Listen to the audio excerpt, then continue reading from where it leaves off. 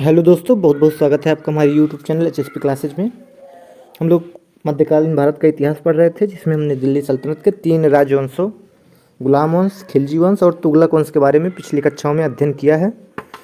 इस क्लास में हम लोग सैयद वंश के बारे में पढ़ेंगे, जिसने 1414 से लेकर 1491 ईस्वी तक शासन किया है। टॉप 10 क्वेश्चन जो कि एग्जाम में कई बार पूछे गए हैं, उन्हीं का अध्ययन करेंगे केवल। तो पहला क्वेश्चन है, सैयद वंश का संस्थापक कौन था? तो सैयद वंश का संस्थापक आपके खिज्र खान थे।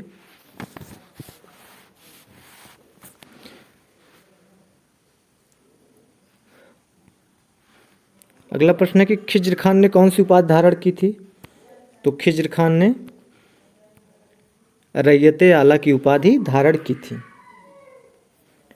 अगला प्रश्न है कि खिज्र खान किसका सेनापति था? तैमूर लंग का सेनापति था। खिज्र खान ने यहाँ रैयत आला की उपाधि धारण की, इन्होंने सुल्तान की उपाधि नहीं धारण की थी। सुल्तान की उपाधि नहीं धारण की थी। इसके अलावा खिज्र खान का सैयद वंश ऐसा वंश था जो कि शिया वंश था। शिया वंश था, दिल्ली सल्तनत पे राज्य करने वाला एकमात्र शिया वंश था। इसके पहले आपके 3 वंश और हुए हैं, जिसमें आपके गुलाम वंश, खिलजी, तुगलक, ये 3 वंश हुए हैं और ये तीनों सुन्नी वंश थे, जबकि सैयद वंश आपका एकमात्र शिया वंश था। अगला प्रश्न है कि खिज्र खान किसका सेनापति था? तैमूर लंग का सेनापति था। तैमूर लंग के बारे में हम थोड़ा सा अध्ययन ज़्यादा करेंगे, क्योंकि इसे पृथ्वी का आतंक भी कहा गया है। तैमूर लंग, इसका आक्रमण जो हुआ था भारत पे, तुगलक वंश के समय में हुआ था। तुगलकों के समय में 1398 ईस्वी में। उस समय नसीरुद्दीन महमूद शाह शासक था। नसीरुद्दीन महमूद शाह, इसी के समय में तैमूर लंग का आक्रमण हुआ था। इसने दिल्ली में आक्रमण किया था, या अफ़गानिस्तान से आया था, खैबर दर्रे से होते हुए। किस दर्रे से आया था? तो खैबर दर्रे से होते हुए भारत आया था। इसके अलावा तैमूर लंग एक पैर से लंगड़ा था, इसी कारण इसका नाम तैमूर लंग पड़ा था, एक पैर से लंगड़ा था। इसने जब भारत पे आक्रमण किया तो इसकी मदद खिज्र खान ने की थी। इसलिए जब तैमूर लंग भारत से लगभग 15 दिन बाद दिल्ली से वापस जाने लगा, 15 दिन तक दिल्ली में रहा था। उसके बाद जब वापस जाने लगा तो इसने अपने जीते हुए क्षेत्र, जिसमें लाहौर, मुल्तान, दीपालपुर का, इन सब का प्रशासन खिज्र खान को सौंप दिया था। खिज्र खान ने भी रैयत आला की उपाधि धारण की, सुल्तान की उपाधि धारण नहीं की थी और शासन करने लगा था। अगला प्रश्न है,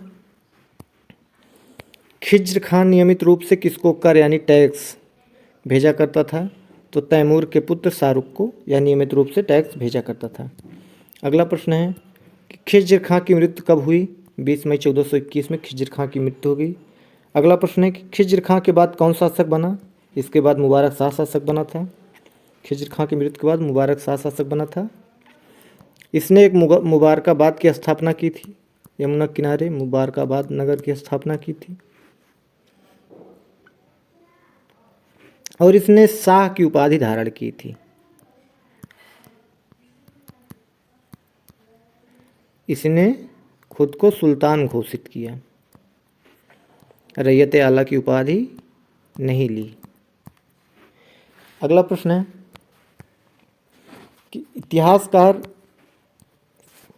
लेखक याहिया बिन अहमद सरहिंदी को किस शासक का संरक्षण प्राप्त है, यानी किसके शासक के समय में यह लेखक था? तो मुबारक शाह के समय में।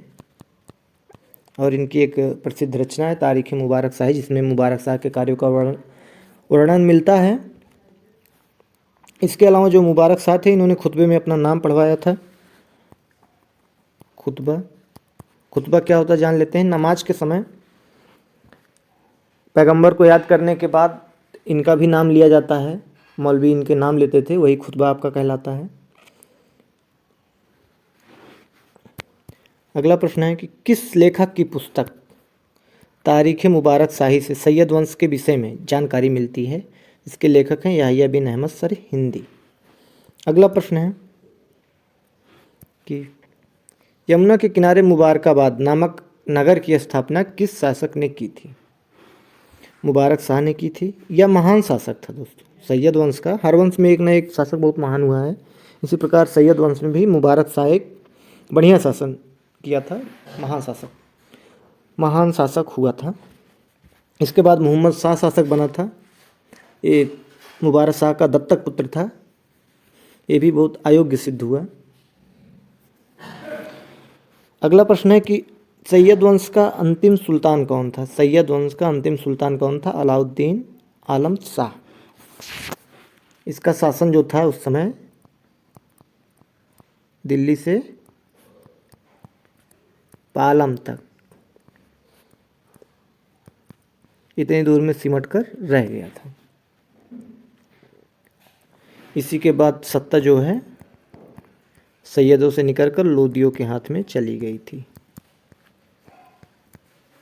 अगला प्रश्न है आपका कि सैयद वंश का शासन कितने वर्षों तक रहा? करीब 37 वर्षों तक रहा। 1414 ईस्वी से लेकर 1451 ईस्वी तक शासन किए थे। ये रहा दोस्तों आज का सेशन, जिसमें हमने सैयद वंश के बारे में आप लोगों तक महत्वपूर्ण प्रश्नोत्तर पहुंचाने की कोशिश की। उम्मीद है क्लास आपको पसंद आई होगी। हमारे YouTube चैनल HSP क्लासेज को लाइक शेयर सब्सक्राइब कीजिए।